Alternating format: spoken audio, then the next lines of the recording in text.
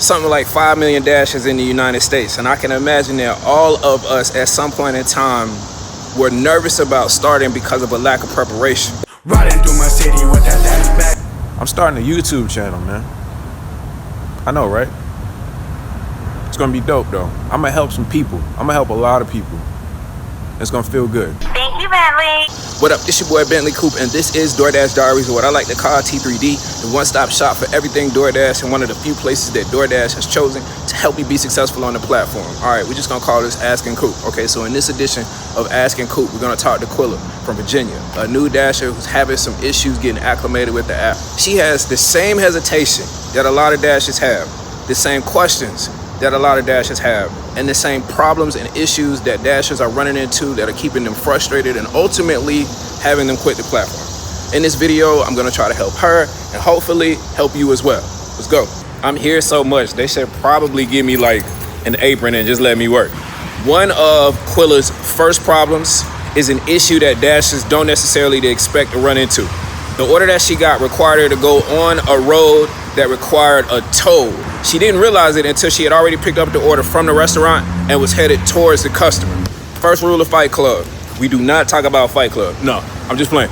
First rule of dashing, before you leave the restaurant, you need to confirm your route. Second rule of dashing, you need to be using a mapping service that is outside of the Dasher app.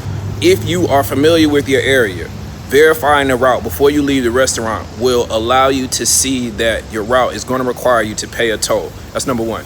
Number two, if you're using a mapping service outside of the Dasher app, before you push go to actually head towards the customer, you can ask it to use a route that doesn't require a toll. If you get caught up, if you have to pay a toll, ticket, whatever the situation is, that's on you, okay? DoorDash is not gonna reimburse you for any of that, and you need to know that up front. Yeah, I got a question though. Can I get a water cup? Yes, sir. Thank you so much. I gotta take a picture. You can sit her down right there. Okay, so this is what I'm gonna say. You're in a situation where you're gonna have to take a toll road and you don't realize it until it's too late. Contact customer support, okay? Contact DoorDash and tell them that, just flat out, like, yo, man, I'm not trying to pay this, and see if they will unassign or just go ahead and cancel the order outright, just altogether, without affecting your stats. Another problem Quila was having is a common problem that a lot of new dashers, even really seasoned dashers, have too.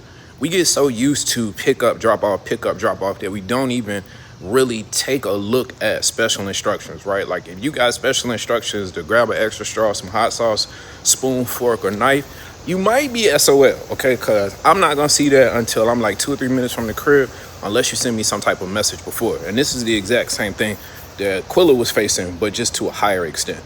Delivery instructions can be a little challenging, and like I said before, if you're just in the motions of delivering food, it can be hard. And this was one of the issues that Quila was running into with finding room numbers for customers and even trying to get past this pin that DoorDash has now implemented on seems like every order. All right, so for my new dashers, if you ever get in a situation where you feel stuck, move, okay? That's all I'm gonna say, move. Either move towards the customer or move towards DoorDash support. And literally what I mean is pick up the phone and either call the customer or call DoorDash support and see if they can't answer your question.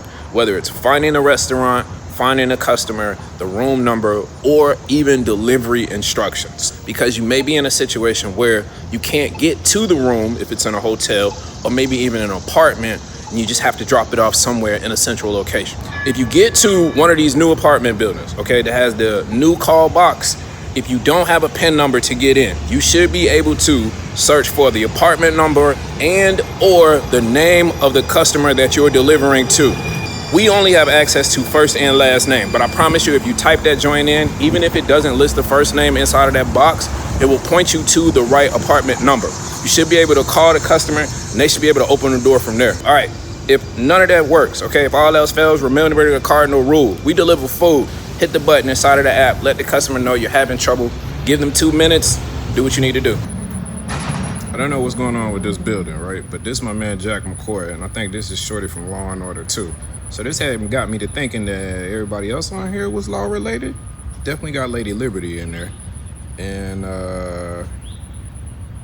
yeah, they look familiar. Talk to me down in the comments below. When and where in a delivery process do you normally check to see if you have any type of special instructions? So there were a few more issues, more common issues that Quila was running into. And the first one that definitely stood out was the time that she selected to work. She worked from about 1 in the morning until about 3 in the morning. The one thing that I'm gonna say is before you dash, you have to ask yourself, are you hungry? Like physically, are you hungry? Because this is gonna determine if other people are hungry. You have to be very aware that you're syncing up the time that you have available or the time that you want to dash when people are actually eating. All right, talk to me down in the comments below. What days of the week do you prefer to work and what hours do you prefer to work? All right, and then, or give me the complete opposite. Okay, so give me the absolute, like give me the day that you just refuse to absolutely work. Like I absolutely refuse to work on such and such day. All right.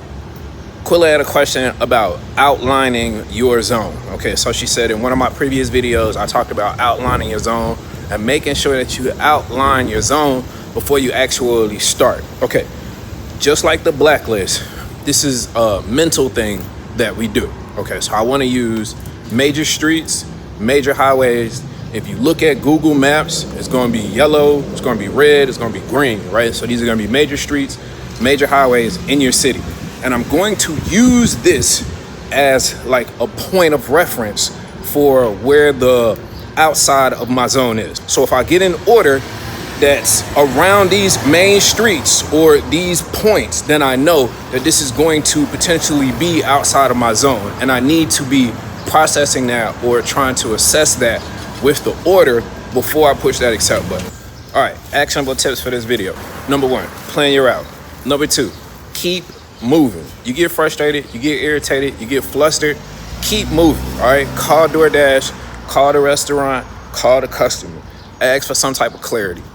Number 3, actionable tip. This pin that DoorDash is bugging everybody about is gonna be the last 4 of the customer's telephone number that they use to order the food with. Okay, so the one associated with the app.